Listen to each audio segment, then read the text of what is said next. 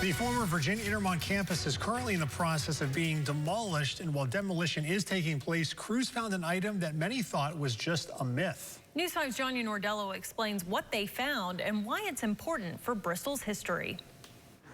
A devastating fire at the former Virginia Intermont campus left several buildings in ruins, and now city officials are in the process of demolishing the structures that are affected by the fire. It brings a lot of emotions when you look at what's left of the main building on the campus. Is very emotional for people.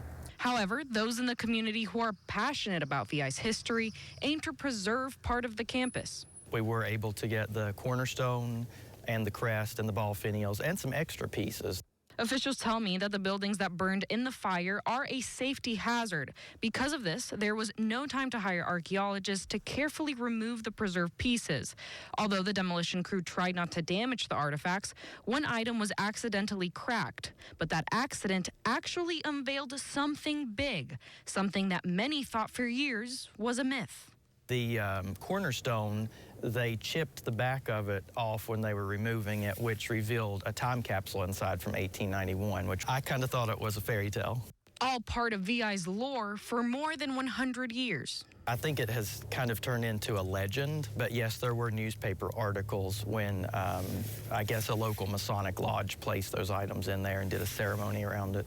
Historians saying they might have a good idea of what's inside. I'm sure there's a Masonic Bible in there, but in probably a letter from J.R. Harrison, who was he was the founder of the college.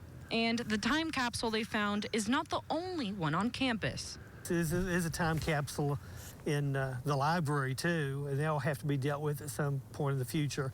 Regardless of what's inside the capsule, those involved with VI tell me they want to keep the legacy alive of a place they care for so deeply.